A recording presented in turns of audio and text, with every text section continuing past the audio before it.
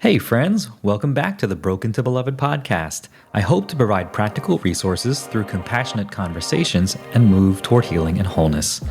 The 2025 annual summit is officially over, and I'm not gonna lie, I'm feeling a little bit relieved. We went to 5 days for the first time this year, and to be honest, I think it was a little bit too much for me. So, while I'm incredibly grateful for the chance to host this event and all the amazing things and conversations that happened throughout last week, we will be going back to 4 days next year. It's just gonna be healthier, more sustainable for me, and less chance of me burning out. A few notes from this year's summit.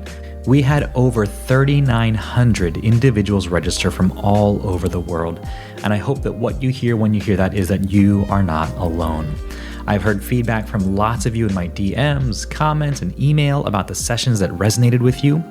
If you were registered, you should have an email in your inbox with an invitation to complete a survey and provide some feedback on this year's summit. I'd love for you to complete it and be entered to win a book from one of our speakers or an all-access pass from this year or any other year. If you missed the summit or want to watch any of the sessions again, you're welcome to get an all-access pass. You get lifetime access to all the sessions, recordings of our bonus sessions like this one and community calls. You get session transcripts, a private podcast feed with audio of the sessions, plus slide decks, exclusive bonuses, and downloads from our speakers. You can get all of that for just $117. That's this week only, and then the price will go back up to the normal $129 after this week. You can get your all-access pass today on our website at brokentobeloved.org/AAP. As part of the registration, many of you sent in your biggest struggles and questions about dealing with your abuse. Actually, there were over 300 of you, and I was overwhelmed by the response. And that's why we're doing this episode, which was a live podcast recording from Tuesday, January 21st at 11 a.m. We had our friend Amy Fritz, host of the Untangled Faith podcast, along with Colby Wilkins, who's a registered mental health counseling intern. And one last note before we jump in, Through applications are now open. If you're looking for a place to process your experience with spiritual abuse or church harm, looking for a small community of people who get what you've been through, or want practical tools to move forward, this cohort is for you. It runs for 8 weeks beginning February 6th and includes over 4.5 hours of teaching content from me, weekly virtual gatherings with your group, access to a private group chat offline, and lots more. It costs just $3.99 to join, and we have lots of scholarships available for you. Apply today on our website at brokentobeloved.org/through. And now, here's our Q&A from the 2025 Summit with Amy and Colby. For those of you who don't know, Amy Fritz is here, super excited to host these conversations. Amy is the host of the Untangled Faith podcast, and I'm going to let you introduce the rest of yourself. Well, thanks. It's so good to be here. Yes, like you said, I do have a podcast. And yeah, I just have so much compassion and curiosity for setting tables for people that have experienced hard things in their faith communities. So that is what I provide for people on my podcast. And so like when I saw what Brian was doing, I was like, can we be friends, Brian? Can you be my friend? And I said, yes, please. Yeah. And we found like Brian and I have so much overlapping life experience, work experience. Mm-hmm. It's crazy. But yeah, I live in Middle Tennessee, just south of Nashville. My oldest just went off to college a year ago. My youngest is in high school. My middle is graduating this year. So I am like, all right, I guess I have time. Once I launch these babies, here we go. So I'm just happy to be here. So. Yep. And we've got Colby Wilkins joining us from Florida. Colby, introduce yourself. Yeah, Colby Wilkins. I'm a registered mental health counseling intern, which is a mouthful. Basically, that means I've finished my grad program and I'm seeing clients working towards licensure in the state of Florida. And married to Kat, and we've got 2 kids, and working at a practice in downtown Orlando, and seeing clients with all manner of presenting issues, but finding that just based on my own story of spiritual trauma, receiving a lot of clients in that realm. And so love to come alongside people who find themselves similar to how I was, just in a very disoriented place, and feeling alone, isolated, feeling like I had no idea what to do next. And I had people come around me and say, it was actually KJ Ramsey and her husband Ryan. They were like, "Welcome to the club that no one wants to be The a part worst club. the Yeah. worst club, The one that no one wants to to be a join. part of." And yet, it was the kindest words to receive, just the welcome after being excommunicated from our church community. Yeah. What you said about the club, it's that club that you would never wish on anybody, but if somebody's going to be in it, we're going to sit next to each other. So Yes. Yeah. Yes. And cry. We are going to greet you and welcome you reluctantly but gladly. Yeah. Yeah. The one of the main reasons I invited Amy and Colby and Kat to be part of this conversation is because they are one of us. They get it. And that's kind of the point. And it's really weird when you're just watching a live stream because you're watching it most likely by yourself, maybe with a friend or a loved one. So it's easy to feel like I'm part of this club of one or two. And what I always want to say at these live gatherings is that you are not alone.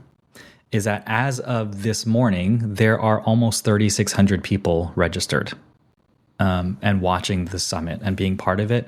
You are not alone. You're part of a very large group. And when you register, you get an email from me that just says, "Hey, I'd love to know why you're here. Why are you signing up for the summit? Or tell me a little bit part of your story." And I got responses from over 300 people. And it's part of why I wanted to do this live recording, is to address some of these in real time.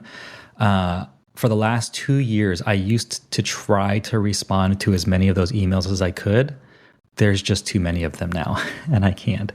And a lot of them are overlapping, so I tried to pull some examples of emails where I see common themes. And so we're going to try to do a little bit of that today. And so if you are here and watching and have a question for any of us or just in general that you want to throw out there, please drop it in the chat. I will try to keep an eye on it and not lose it. In the meantime, we will start answering some of the questions that have already come in. So one of these first subcategories or common themes that I've discovered in the emails is the question that people ask is like, was it even abuse? I'm not even sure. And here are some of the comments or emails that I got. Being certain if what I've experienced even qualifies as spiritual abuse. Biggest struggle is knowing if what I experienced was actually spiritual abuse or religious leaders overstepping. Either way, I know I need healing. I've been doing research on this issue for several years now, and my question relates to discerning legitimate leverage of spiritual authority versus spiritual abuse and how to discern the difference. And then the last one, I find, quote, trauma a difficult term to apply to how I feel about the church, but I do understand the term from my work in mental health. I was a pastor's wife in Church of Church in such an area for over 20 years, and now have no desire to attend any church. They feel like boxes to me when I've discovered a new relationship with God and Jesus that sustains me night and day with comfort, hope, and yes, even joy. My husband is very disappointed and doesn't relate to this rejection of our life's work. He feels like he can't attend church alone and blames me for his spiritual decline and recent failure to keep our marriage vows. I feel more beloved by God than ever in my life, and I can't imagine wholeheartedly re-entering the fellowship of church people. I mean, these are the people who are at the summit. Yeah. Do either of you have a distinction between spiritual authority gone bad or spiritual abuse? I was looking at those questions. So powerful. Mm-hmm. I have a couple thoughts on this. Go for it. Everything I've learned, because I'm not a licensed counselor, has been from listening to smart people. And there are a lot of smart people in the world. And I was just reading over Melissa Hogan's Substack. She has a Substack called Res Ipsa. And it's a legal term, but she's been talking about abuse, and she does like investigations for Grace, and she also is an attorney representing people who have like abuse cases that have gone to that are, ongoing litigation. But she said something that I'm sure she learned from others is that there's several things happening at the same time when it comes to abuse. There's power, some sort of position of power, the misuse of the power, and then there's a harm that's happened, and it's a pattern of behavior. Colby, you're the expert here, but I think having all those things together is sort of what tips the balance from like, oh, that hurt and that was a hard situation with that person, to maybe we could actually put that label of spiritual abuse on it.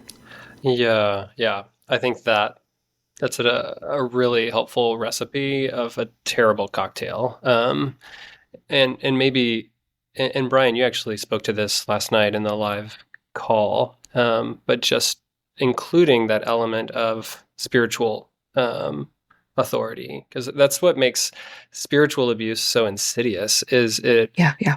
It takes a kind of spiritual authority or the tools and resources of faith and weaponizes them against someone, and the impact of that is not only is it harmful in the moment and disorienting and overwhelming, but what it does is it actually hinders the growth of that individual in the future, because it has stripped them of the very resources they would lean on for their own recovery. And so it's a 1-2 punch, and maybe that's too easy of a metaphor, but it is insidious is the word that comes to mind. I think there's so many elements about this definition of what is spiritual abuse, what is trauma, and at times there's a technical like DSM, PTSD definition of trauma, which feels very narrow. And so others in the space who have really tried to broaden the definition, because people have their painful experience and they're looking for help and naming it. And so Diane Langberg is defining trauma as anything that exceeds our ability to cope, our resources for coping. And she would pinpoint, particularly with spiritual abuse, the ways that spiritual resources or authority has been misused. But I think we at times can, in this community, this wonderful community that no one wants to be a part of, we can at times compare ourselves unhelpfully to one another, where we'll see a kind of perpetrating of abuse, and we'll be like, well, mine wasn't as bad. Or I was ostracized, but I wasn't like officially kicked out. Or I lost some friends, or I got lots of really mean, aggressive talking tos, but I was never physically touched, or something like that. And so there's this unhelpful comparing our pain to one another, when I think a lot of experts in trauma have helpfully reminded us that trauma is not what happens to you. As much as we use the word trauma all the time, and sometimes it loses its meaning, it's not what happens to you, it's what happens inside of you. Yeah. And so the same event that could traumatize one person may not be traumatizing to another, depending on their just ability to cope or perhaps even dissociate, from an event. So you'll know later, maybe later on, they'll be like, oh yeah, I thought that didn't impact me, but maybe it did. As we're talking about the definition, one thing I think of too is like, I feel like it's important to like define things, but also what you said, Colby, about how sometimes we're like, well, it wasn't as bad as so-and-so's, right? Like, I know it feels bad, but do I belong here? And can I even say this, and I want to say, there's a definition, but I also want to say, if you are hurting, it doesn't matter if we can, if the DSM calls it trauma, or if it fits like a certain definition, what you still need healing, and you still need community, and you still need someone to show up, maybe who never did before, and show up in a way that someone never did before, and say, I hear you, and I'm really sorry. And so sometimes, when we go to the doctor and they're like, well, you actually, I don't see it testing positive for XYZ, but you have these symptoms, and we're going to treat it anyways, because you need some relief. And so I just want to say that to people, like, we're going to treat this anyways. It matters what it is, but it matters more that we help you find agency and move towards healing. Yeah. Yeah. Well said. Yeah. Thank you. Someone in the chat, Colby, was saying, you were saying it as I was thinking it. I was already minimizing. I think she means like of her own situation. It's like minimizing. Yeah, but it wasn't that bad. Or like we make it smaller. Yeah. And Rachel is saying that that's what she found with herself, responding to someone else saying, I had an atheist friend be there for me when my dad died, but my Sunday school group didn't do anything for me and my family. And that is just the unfortunate truth of what I feel like so many people experience in the church. Yeah. And abuse, Amy, you mentioned Men's Ipsa, and I dropped the link to that Substack in the chat. Ipsa with Res Melissa Ipsa, Hogan. I'm sorry, Res Ipsa. Yeah. There's another legal term I just learned from Robert Callahan, who has a session today, I think, called mens rea. And I'm trying to remember, it's the Latin for guilty mind. And it's this thing that they call culpable mental states, right? And so there's this idea of you have to have a guilty mind plus a guilty action in order to be guilty of a crime. In legal terminology, right? Yeah. And what I appreciated, and you'll hear this in his session, is that he broke down that there are 4 different ways that you can be guilty of a crime. And you can act intentionally, knowingly, recklessly, or negligently.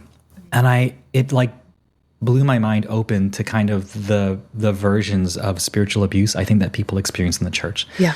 That it can be intentional. It can absolutely be an intentional, narcissistic, power-hungry, controlling, authoritarian dictator who's in the pulpit.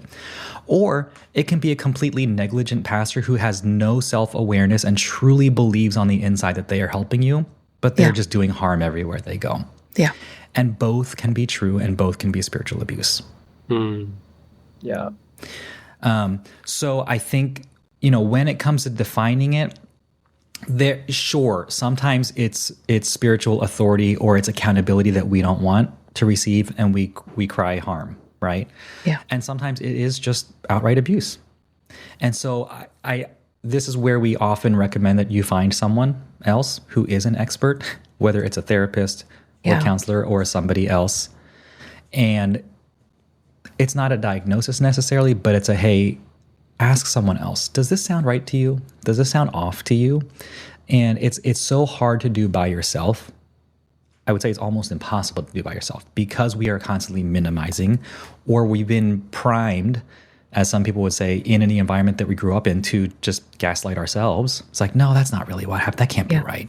Yeah. Just go tell the story to someone who you think will believe you, and just say, hey, can I just run something by you? Yeah. And if they look at you like, yo, that's crazy. That should not have happened. And you know what? Sometimes that's somebody's first indication that something was abusive, is when they share their story with somebody and they think they're sharing something that's typical.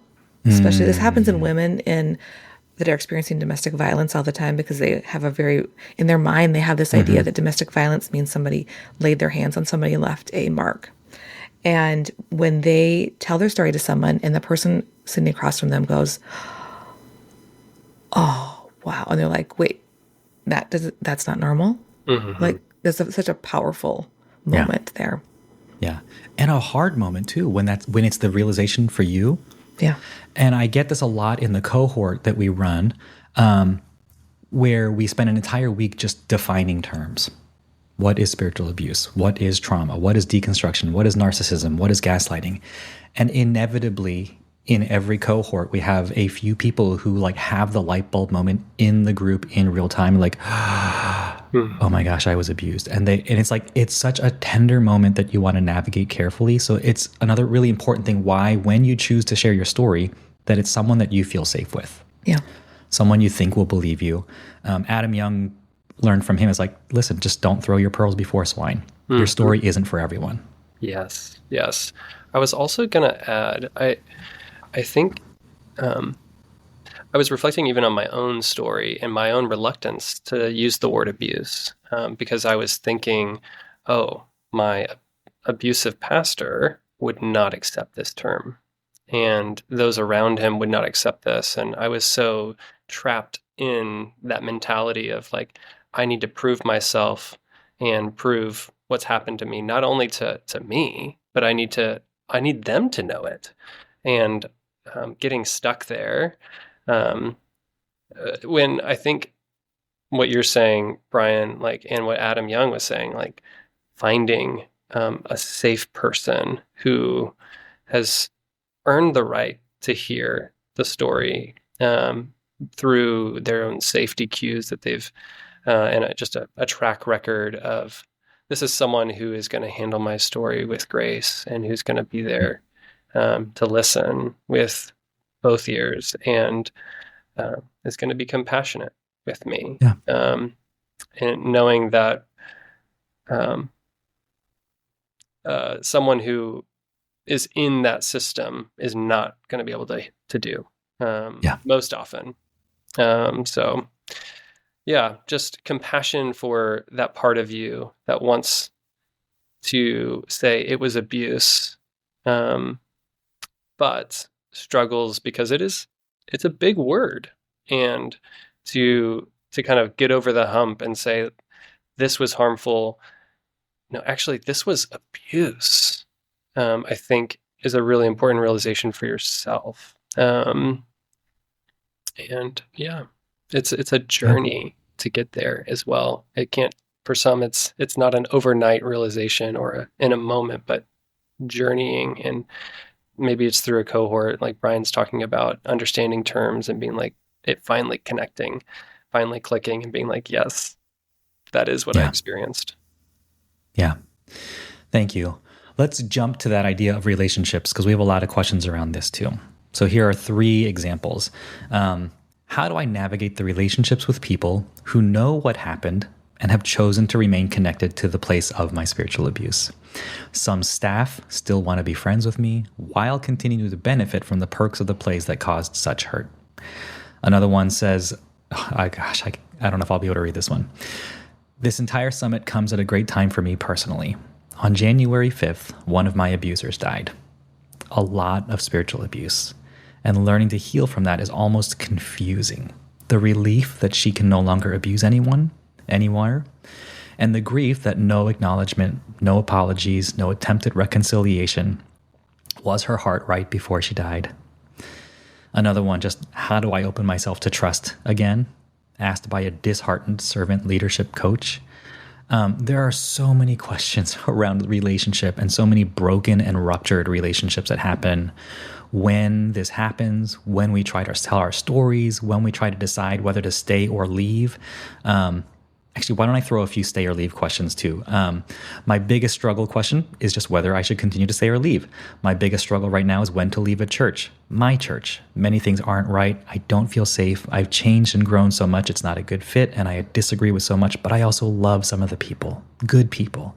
And my son finally has a good group of friends, but every Sunday I struggle, and often I don't go. So how do I know when it's time to move on? I mean, these are the relational tug of war that we play with ourselves when this kind of stuff happens. Anyone want to respond? Oh, I'm sure. This is an easy question. Yeah, Dang. It's a softball. Big softball. Oh, man. Colby, you want to go first? There's so many. Well, first off, I just want to say, like, the journey of healing and of trusting again is individual. And so as much as, and I think Mary B talked about this in her, in her summit talk, these are tips and tools that are kind of being presented, but yeah, be creative, and everything that you do for your healing is your healing journey. And so being compassionate and tender with yourself to say, so-and-so went back to church and found a new family of sorts, and that's great. But for me right now, I get out of my window of tolerance every time I step foot in a church, or anytime I hear a worship song, or even the language of the Bible itself is triggering. And all I can see is the face of my abuser. So allowing yourself give yourself the permission to take your time and seek a healing journey of your own. And I think sometimes this means just meeting one-on-one with someone. Find that one safe person where you can, as Mary B said, kind of offer the breadcrumbs and just lay a little bit down and see how it's received. I remember telling my story to one person, and I think I got like 10 seconds in of like a story that, I mean, Amy knows. I struggled to condense it. Much less than, 2 hours. If I'm going to tell someone my story, it's like, all right, do we have like an extended coffee? Can we talk? You know what? This is something so many people listening, even right now, are going to say. Exactly. If somebody wants to hear my story, this is a 3 or 4 hour conversation. Yes. And I'm not just saying that as like it probably is, but like I've done this before multiple times. Yes. And this is how long it takes. It just is. Yeah. It just is. Yeah. Colby, I was thinking about how that question of like the complications and all the factors involved in making this decision. And when someone talks about like, if somebody wants to be friends with me and they're still in that system that hurt me, oh boy. There's not one right answer to this. The most important thing is you don't want to put yourself in a position where you are being activated and harmed all the time. When I say you don't want to, I'd say ask yourself, am I being activated and harmed all the time? Can I handle this? And do I want to continue to do that? It's okay to take a break from somebody for a little while, and it's okay to reevaluate what a friendship looks like. This is what actual healthy relationships go through changes. We're not always as close to somebody as we don't stay at the same level of closeness with somebody through our entire life. Some of that has to do with vicinity. Some of that has to do with life changes. And that is okay. Like healthy people are like hold their relationships with an open hand and say, I love you. And I understand that because you are in this, stage of life that you aren't going to be able to do the things that I wanted to be able to do, but we're still friends. Like I still love you. Like a good friend that still wants to be your friend, still is in that unhealthy place, is going to understand and value your boundaries of what you're willing to talk about, where you're willing to go, and how you're willing to navigate that situation. So I don't think there's just one way to be a friend. And a good friend is going to say, I don't feel like God's called me out of this church or this organization, but I believe you were hurt.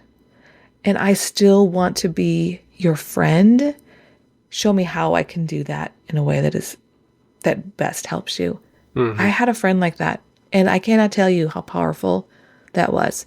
She stayed in that church for a while longer, but she still believed me. She was still my friend. She wasn't afraid to show up with me in public or have a picture with me, show up somewhere, and it meant the world to me. The other thing you said about like, what happens if I'm in a church? I can't be in the church. It hurts so much, but it's benefiting other people in my family. That's a hard question. And I don't think there is one right answer, but I'm going to say the same pattern applies. There's more than one way to engage with a church.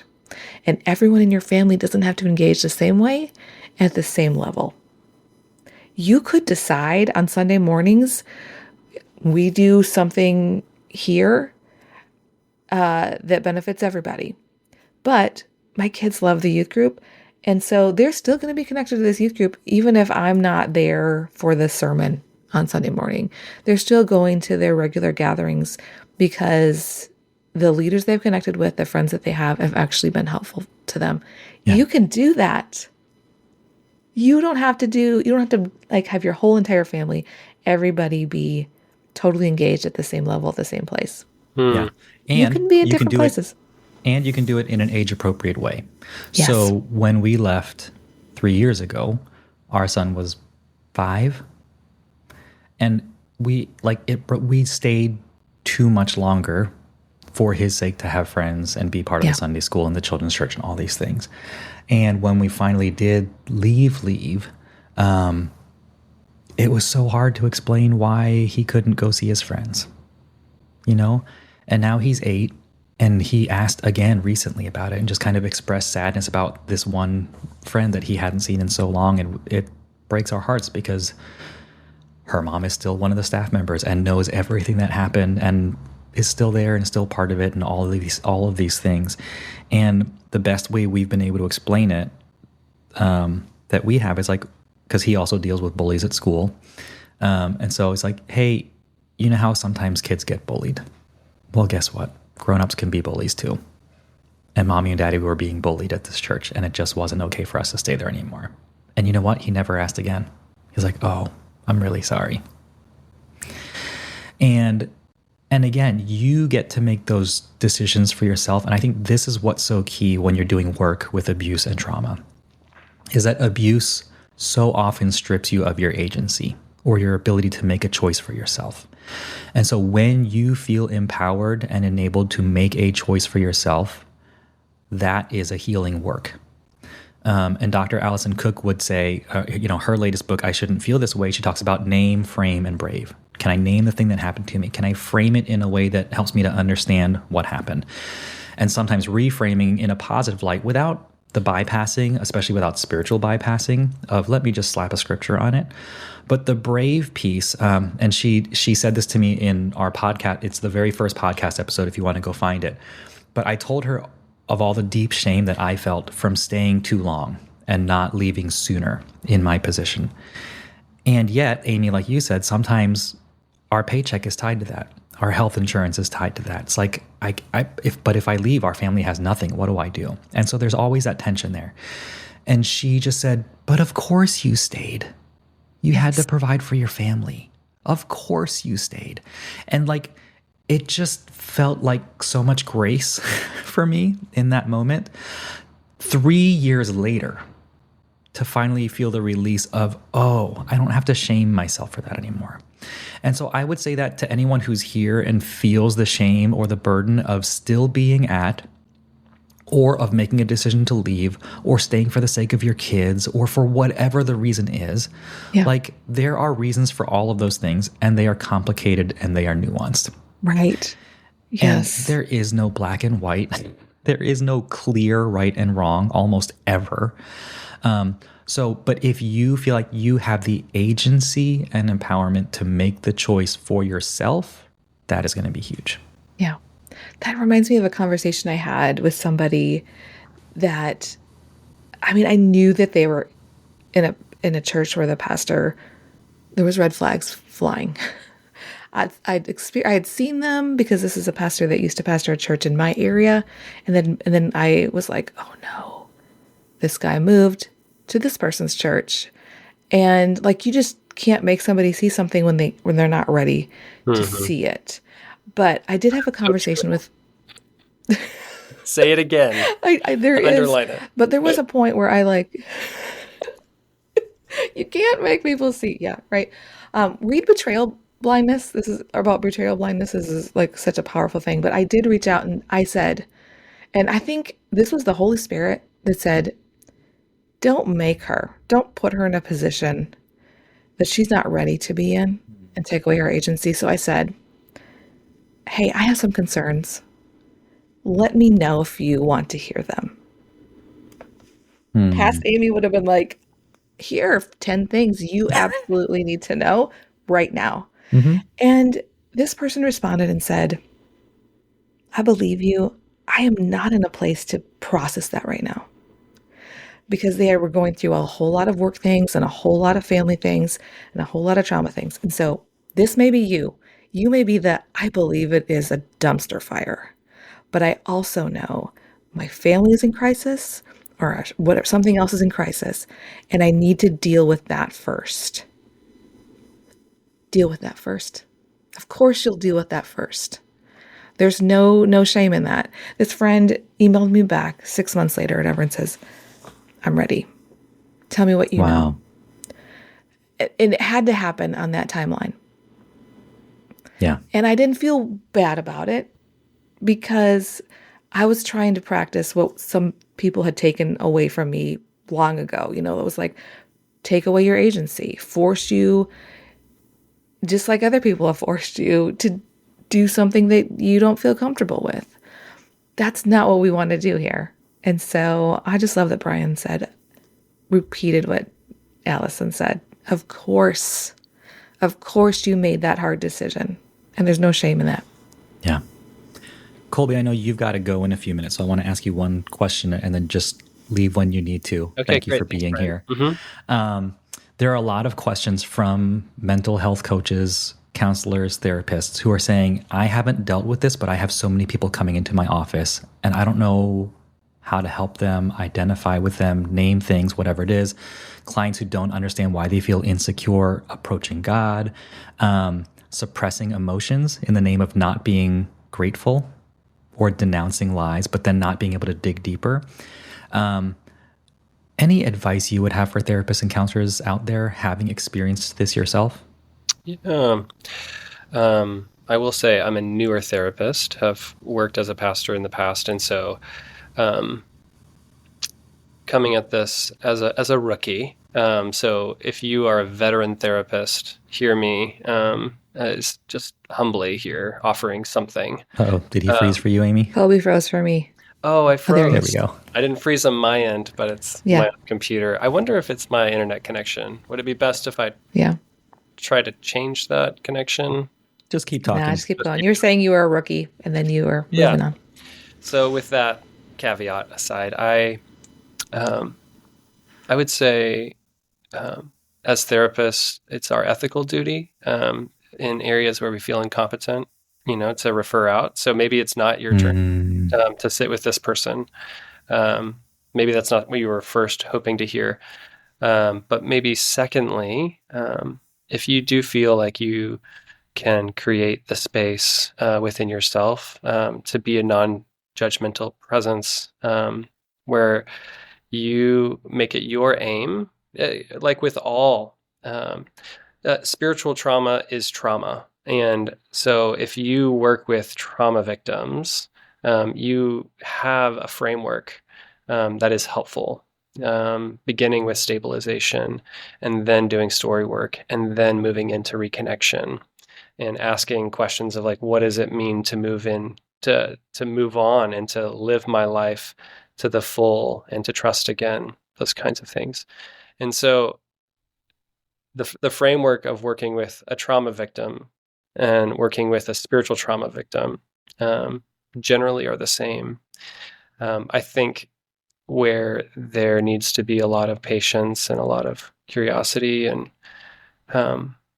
is being able to help clients access those emotions that, kind of like Brian was saying, are off limits within the church or within their faith. And so an internal family systems approach or parts work of sorts really does highlight these varying emotions that are many times at odds with one another, and allowing for there to be a befriending process, a kind of integration where they can learn to trust themselves and build that trust within themselves, can then lead them to feel that sense of freedom and to make choices for themselves. I would say there is a tricky balance in bringing categories into the therapy room. You don't want to just sit back and not say anything as a therapist. It's important to let your client be the expert on their own experience. But there are times when I think it could be helpful to introduce these terms, and just help them to try them on for size. And is it abuse? Talking about the dynamics of abuse, the telltale signs of this, and what is gaslighting? Kind of like, again, the through cohort. Being introduced to terms in a therapeutic environment can be really helpful, because you can have your immediate reaction right there. Like, what is it like to say this about my own story? So I think I've learned a lot from Diane Langberg of just, I love her humility of acknowledging, like, my clients are my best teachers, and to be able to sit with each victim of spiritual abuse and to listen to their story and to learn what it was like for them to live under the thumb of oppression of various sorts. So, yeah, I hope it's hugely rewarding work as you sit with people who feel incredibly lost and alone, and have felt completely abandoned in many ways. And so for you to sit with them and to hear their hearts and their hurt and the harm that they've endured, I don't know what else could look or feel like Jesus. So, yeah. Thank you, Colby. Yeah. Thanks for having me. I know this conversation. So appreciate you being here. Mm-hmm. All right. Have a good one, guys. Thanks. Amy, part of what Colby was saying, I thought was so humble. And I get that some of it comes from the position of, I'm brand new at this. But I think there was also, I think I'm hearing this in a little bit of the emails that I'm seeing, is this strong desire to help, but to feel like they have to have the resources. And I really appreciate that he said that you don't have to, whether you choose to refer out or having the ethical duty, right, to not try to fix what you can't. And I think that's the same trap that so many pastors fall into, is this compulsion to have all the answers or to know everything or to help everyone who comes. And sometimes we're in a position that we just can't. And the best thing you can do is offer just that empathetic witness and presence to whatever they're going through. Yeah. And if anybody spent any time in therapy, you will learn that what's happening there is you're listening, you're spending time with somebody who's asking you a lot of questions. Mm-hmm.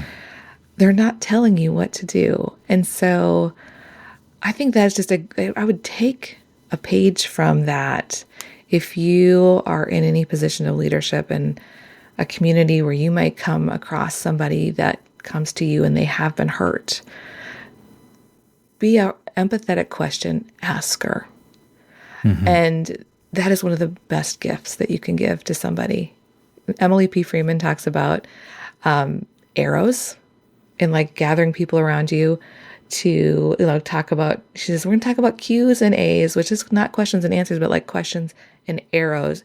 And sometimes as you're asking yourself questions or other people are asking you questions, arrows will emerge that then you get to see, oh, I feel like this is the direction that's the next right thing for me. Mm-hmm. And oftentimes I think in the church world, we're so primed to think we need to give an answer to somebody. Be prepared to give an answer to anybody who asks. Maybe what we need is to provide a safe environment where somebody can ask questions. You can ask them questions and they can think through, what's the Holy Spirit doing here? And how can we allow that to happen? Mm-hmm. It's hard though. It's hard when you're I'm supposed to be the pastor or the guy in charge or the woman in charge. And, well, here's what to do. Yes and no. My gut response was just, it is so hard. And at the same time, when you practice it, And when you approach it with the humility of, I don't need to have all the answers. And I think it's less about on it. Here's a thought that I don't have fully formed yet. So here we go. Tell me. Maybe it's not humility. Maybe it's just confidence. Which sounds Tell me more really about that. opposite. What I find, or what I've experienced from the leaders who feel like they have to have all the answers, are the ones who are incredibly insecure. And so they have to prove themselves. Or they put their whole identity in their role as pastor. So I have to prove that role and be helpful to everyone. Versus the ones who have the confidence and the self-awareness to say, you know what, that's a really good question. I think I need to sit with that for a minute. Or without having the answers and being able to turn it back to the person who's asking the question, well, what do you think about that? How do you want to be the expert of your life right now? Because you know much more about you than I do. And I'm afraid of giving you the wrong advice. Yeah. Oh, that's good. And that comes from such a deep place of identity and confidence, I think, where so many pastors I know of operate out of that lack of awareness and deep insecurity. I don't know. I'll think about that for a while. Yeah. I think that's, for being half-baked or just put in the oven. It's there. It's pretty good. It's. I'll work on it. Some questions here in the chat. Someone's asking, what are the best available resources for spiritual abuse that we can use ourselves and point others to? Do you have any favorites? Oh, man. There's in the last couple of years, there have been a lot of really great resources. Anything by Dr. Langberg is going to be fantastic. She has YouTube videos of talks that she's done too. So if you are strapped on money, you can just research her. You can look for her name on YouTube. Stumbling across a talk she did on narcissism and systems changed my life in 2018. I couldn't unsee after I was like, okay, here we are. So I would say anything by her is really great. Dr. Chuck DeGroat, who's a part of the summit, has When Narcissism Comes to Church. And then his new book about healing is so powerful, but also a lesser known book, Escaping the Maze of Spiritual Abuse. It's actually published, I think, in the UK, is a fantastic book. I don't remember the name of the author. Do you know the name of the author, Brian? There's two authors. Oh, yeah. And no, is it Lisa Oakley? One is Lisa Oakley. I can't remember the other one right now. It's very really research-based. It's small, but it's dense. So I don't know that I would recommend it for everyone, but it is excellent. Yeah. Yeah. I mean, I have a whole bookshelf full of it. I mean, I could tell you. I mean, I think learning about cults and high control systems helps too, depending on your background. So Steve Hassan, who is the cult expert, that's fantastic. I'm watching The Vow was helpful to me about learning about NXIVM and just about how systems work. Dr. McKnight and Laura Behringer's book, A Church Called Tove, fantastic book. Wade Mullen's work. In what was his book? Something's Not Right. Something's Not Right. You will underline more than you won't in that book. Yep. A fantastic resource. Yep. What have I missed, Brian? Oh gosh, I'm trying to think now. I mean, we're gonna miss something. We're obviously gonna miss so things. many. I mean, I'm those are I have all really these great books starts. behind me. Actually, you know what? I have a link on the website, resources, and I think it may be hidden. Yeah, go. If you scroll all the way to the bottom. Oh, no, I do have one right at the top. So if you just go to my website, brokentobeloved.org, and just click on resources at the top, there are a billion books listed there. You can take your pick. I'll call that the Spiritual Abuse Recovery Starter Pack. Yeah. There you go. There you go. When it comes to deconstruction, because we've heard a lot about this, which is also a kind way of just saying, I have hard questions I need to ask, and I don't know where to go. I just finished an excellent one. Erin Moon is the host of the Faith Adjacent podcast. This is her first book, and it is just beautifully written. Another one, again, Scott McKnight, but this time with Tommy Priest Phillips, wrote one called Invisible Jesus. And it's about this idea of, hey, there's a lot of pastors out there decrying or villainizing deconstruction. as if it's the sexy thing to do. And what we have found in our research is it is not sexy at all, and almost no one who does it wants to. They're leaving church because they're not finding Jesus there. And so that's the whole premise of that book, which is also excellent. Beth Allison Barr, anything about women in ministry or church. She has one coming out called Becoming the Pastor's Wife that is excellent. Nijay Gupta is a New Testament scholar, and he released 2 books that I really recommend. One is, and these are not necessarily like spiritual abuse books, but they're ministry adjacent. The first one is called Tell Her Story, which is fantastic. And it follows, I think, 7 different women throughout Scripture and their role that they played and why women, it's not why women should have a place in ministry. It's just they already do. And they already did. So I'm not sure why we're arguing about this. Mm-hmm. And then the next one was called Strange Religion. And it follows the early Christians and just how weird they were and how countercultural they were. And I think it paints a really beautiful picture of the early church and of what church could be like today. So Theo, hopefully that helpful. That's a billion books we just listed for you. I will not be able to list them all in the session notes later, but there you go. Someone else is saying, I too found myself avoiding terms that I thought would only further incite the abusive pastors. What even is that? Like I was ever going to win them over because I softened the terms. Yeah, you go. I'm learning. Well, here's the thing for me, Amy. I don't know if this is true for you. And your situation was obviously different from mine. But I just didn't have language at all for this stuff 3 years ago, right? 4 years ago.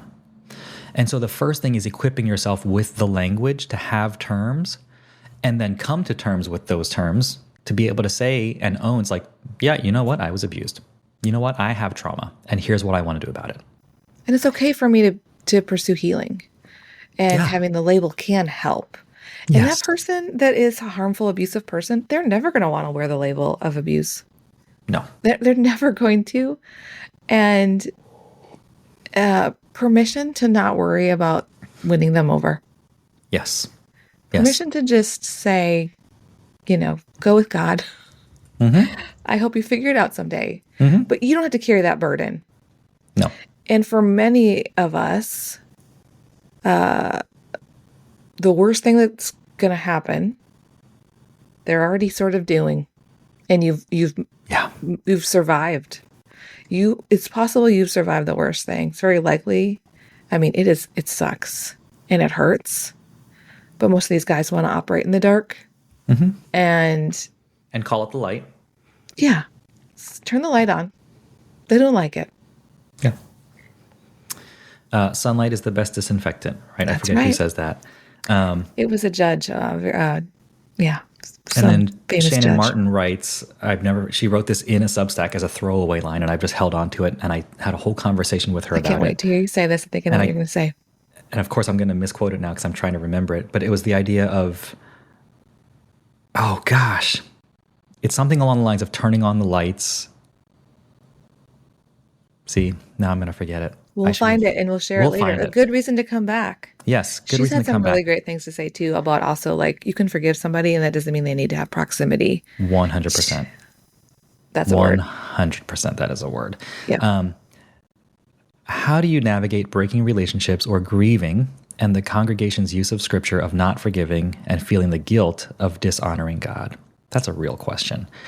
I did a whole podcast episode with Scott McKnight about Matthew 18 and the way it gets misused and misinterpreted.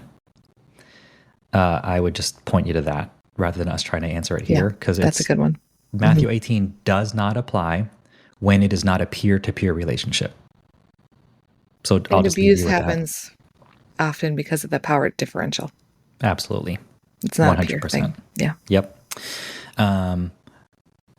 Will you talk about what happens when we're not the direct victims of spiritual abuse, sexual abuse at the hands of a youth pastor, but harmed through this betrayal?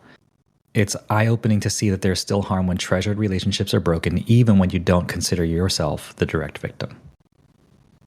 I think what I'm reading here is that you are adjacent to the person who was abused or close to that person, but it wasn't specifically you, but now you're affected or your relationships are affected because of that. You're just as worthy of going to the therapist. Yeah. Your pain from that is real.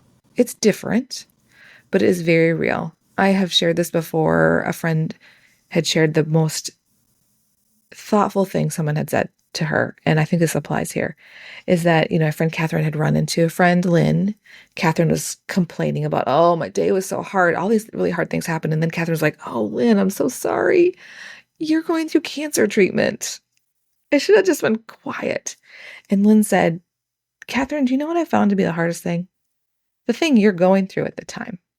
It doesn't matter that somebody else has a hard thing or that maybe there's bigger trauma attached to it. It doesn't mean that your thing isn't also painful and hard. And so I just want to say, just because you aren't the cancer patient does not mean that the really hard thing that you're experiencing, the repercussions that are very real, aren't hard. You also need someone to come alongside and to listen to you and to help be there in a way that helps you pursue healing as well. Yeah, that's it. And just because it didn't happen to you doesn't mean it doesn't affect you. That's good. Yeah. It doesn't have to happen to you for you to feel it. I mean, that's just empathy at its core, right? Yeah. Yeah. And I think what the danger of what happens here is when people force you to pick a side and they're saying, oh, you're with them, or, oh, you're with them. So whether it's the abuser or the abused and the victim or the perpetrator or whatever it is, it's like we just continue to do relational harm when that happens.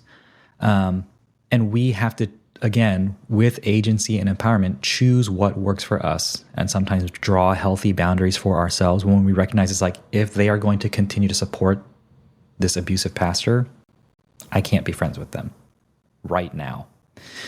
And that's okay. You have every right to do that. And I also want to say Emily P. Freeman, since you already mentioned her, in her book, How to Walk into a Room, 2 of the most helpful words in that book for me were "for now."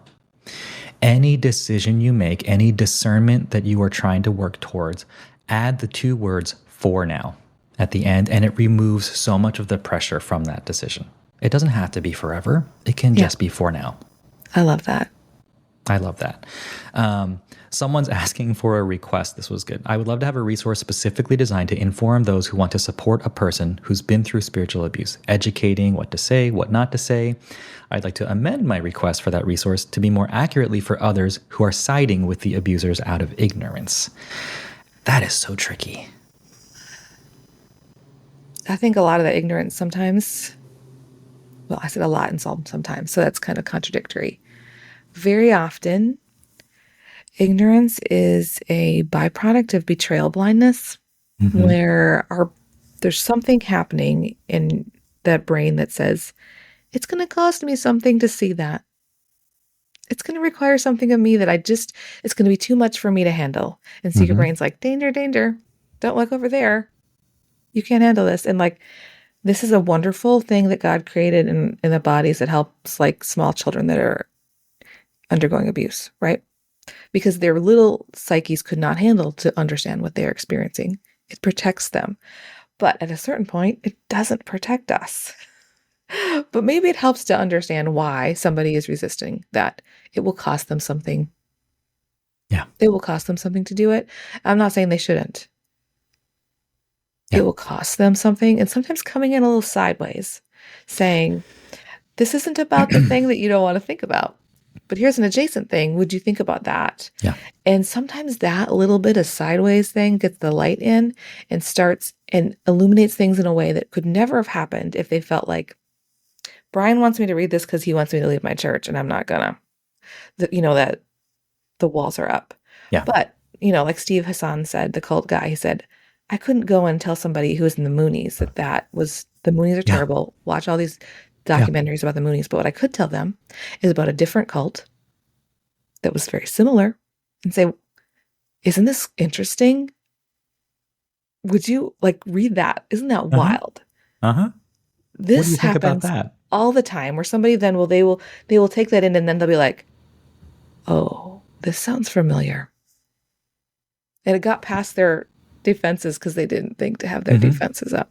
Yeah, that's really good. And I really appreciated your invitation to your friend. It's like, hey, I have plenty of things to tell you. When you're ready, you let me know. Yeah. Or would you like to hear them? Yeah. I think that was really gracious. And not all of us are going to be in a place to do that, and that's okay too. Yeah. I found the quote from Shannon Martin because I couldn't help myself. Turning on the lights poses no danger. It simply shows us what was already in the room. Oh, boy. Oh, boy. Let me do it again. Turning on the lights poses no danger. It simply shows us what was already in the room. And that's it. Amy, thank you so much for being with us. Everyone else who's here, thank you for being with us. Man, there were just so many good questions. Difficult, heartbreaking, but good. I hope this was helpful for you. I'm going to try and follow up with another bonus episode to include our evening Q&A as well. Starting next week, Season 2 of the podcast is here. We'll be back with full, regular episodes, and I can't wait to share these conversations with you. We're kicking things off with Erin Moon, resident Bible scholar and host of the Faith Adjacent podcast, and author of her new book, I've Got Questions. It's a fantastic episode, and I can't wait for you to hear it. This season, we'll also be talking with Beth Allison Barr, Adam Young, Diane Langberg, and lots more. Subscribe or follow the show to get new episodes automatically. And if you enjoyed this episode, please leave us a rating and review or share with your friends. As a 501c3 nonprofit, our work is made possible by our generous donors. If this has been helpful to you, consider joining us today at brokentobeloved.org/support. Thanks so much for taking the time out of your day to listen. I hope it's been helpful. Here's to moving toward healing and wholeness together. I'll see you next time.